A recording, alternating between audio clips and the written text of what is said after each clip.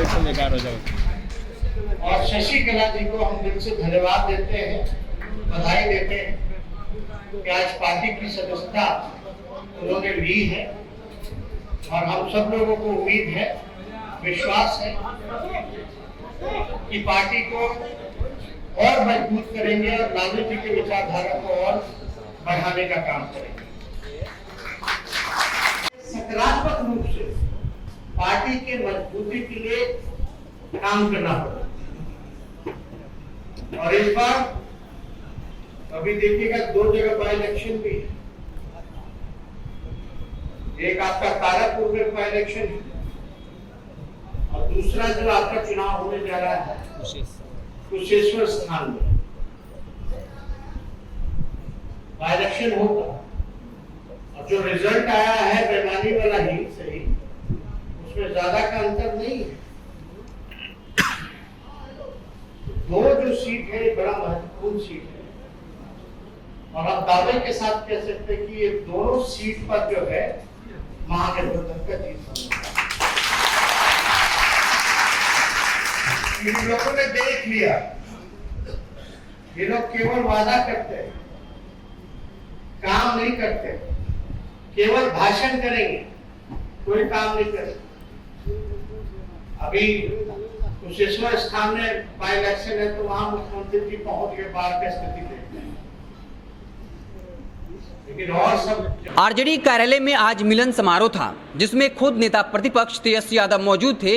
जाप पार्टी के कद्दावर नेता मनोहर यादव जो कभी पप्पू यादव के काफी करीबी थे, खगड़िया जिले से थे, आज अंततः उन्होंने बाकायदा आरजेडी ज्वाइन कर लिया अपने सैकड़ों कार्यकर्ताओं के साथ। उसके बाद तेजस्वी यादव ने कहा कि मनोहर यादव काफ़ी मेहनती आदमी हैं और अब वो सही जगह पर हैं। आरजेडी के सामने आने वाले वक्त में कई चुनौतियां हैं, लेकिन हम सब मिलकर उनका सामना करेंगे। साथ ही साथ ये ऐलान कर दिया कि आने वाले वक्त में 2 जगहों पर उपचुनाव होने हैं, जिसमें तारापुर और कुशेश्वर स्थान है। बता दें कि तारापुर में मेवालाल चौधरी जेडीयू के विधायक थे, उनका निधन हो गया। साथ ही साथ कुशेश्वर स्थान जहां से जेडीयू विधायक शशि भूषण हजारे ने जीत दर्ज की थी, लेकिन उनकी भी मौत हो गई थी, जिसके बाद अब ये कहा जा रहा है कि दुर्गा और छठ पूजा के बाद अब वहां इन 2 सीटों पर उपचुनाव होने हैं। और इसको लेकर बाकायदा तेजस्वी यादव ने ऐलान कर रखा है कि इसमें आरजेडी इन दोनों सीटों पर जीत दर्ज करेगी। और साथ ही साथ ये ऐलान कर दिया कि आने वाले वक्त में आरजेडी सत्ता में भी आ सकती है, क्योंकि काफ़ी कम सीटों के अंतराल से आरजेडी सत्ता से बाहर है। एक बार फिर से एनडीए पर यह आरोप लगा दिया कि हमने जीत दर्ज की थी लेकिन बेईमानी करके एनडीए सत्ता में आ गई है। आपको बता दें कि उन्होंने कहा कि बीजेपी अब चुनाव लड़ने वाली मशीन हो गई है, ये कोई पॉलिटिकल पार्टी नहीं रह गई है, ये सिर्फ और सिर्फ आरएसएस के इशारे पर काम कर रही है। उन्होंने कहा कि बीजेपी या एनडीए की सरकार किसान, गरीब, युवा और मजदूरों की विरोधी है। हमने पढ़ाई, कमाई, सिंचाई, दवाई और रोजगार के मसले पर चुनाव लड़ा था, लेकिन एनडीए की सरकार ने हमारे साथ धोखा किया और धोखे से वो सत्ता में आ गई।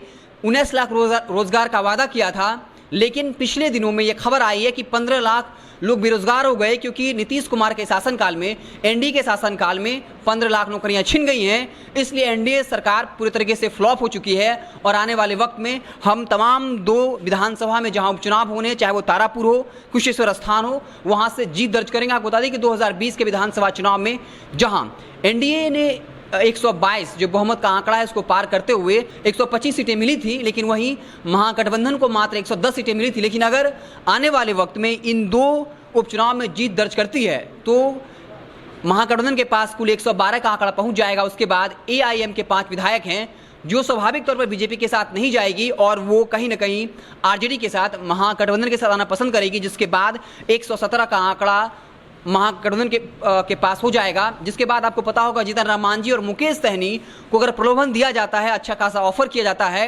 तब उनको महागठबंधन में आने में कोई दिक्कत नहीं होगी, क्योंकि लगातार आप देख रहे होंगे मुकेश सहनी कि वीआईपी पार्टी बीजेपी को लेकर बगावती रुख अख्तियार किए हुए है। और वहीं जब लालू यादव जेल से बाहर आए थे उस वक्त हम पार्टी ने लालू यादव का समर्थन किया था और उनका स्वागत भी किया था।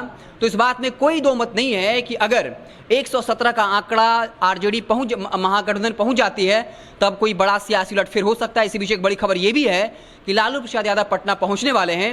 ऐसी परिस्थिति में जब 2 उपचुनावों में आरजेडी जीत दर्ज करती है, एआईएम के विधायक अगर आरजेडी के समर्थन में आ जाते हैं, उसके बाद कहीं ना कहीं आरजेडी का ये सपना कि वो सत्ता में आ जाएगी, जिसको लेकर आरजेडी लगातार ये बयान भी देते रहते हैं कि आने वाले वक्त में तेजस्वी यादव मुख्यमंत्री होंगे। ये कोई बड़ी बात नहीं होगी अगर अल्पशक्ति यादव आते हैं तो एक बड़ा सियासी उलटफेर हो सकता है। इसी बीच तेजस्वी यादव ने एक बार फिर से एनडीए सरकार को घेरा है, चाहे वो रोजगार का मसला हो, जातीय जनगणना का मसला हो, अलग अलग मसलों पर एक बार फिर से एनडीए की सरकार को घेरा है और नीतीश कुमार को थका हुआ मुख्यमंत्री बताया है। तो जिस तरीके से मनोहर यादव जो खगड़िया जिले से आते हैं, जाप पार्टी के कद्दावर नेता रहे हैं, पप्पू यादव के काफ़ी करीबी रहे हैं, जिस तरीके से आज उन्होंने सैकड़ों कार्यकर्ताओं के साथ आरजेडी की सदस्यता ग्रहण की है, उसके बाद तेजस्वी यादव ने हुंकार भरा है और कहा है कि हम सब मिलकर आने वाले वक्त में दोनों उपचुनाव में, यानी तारापुर और कुशेश्वर स्थान से जो उपचुनाव होने हैं उसमें आरजेडी जीत दर्ज करेगी और एक बार फिर से आने वाले वक्त में हो सकता है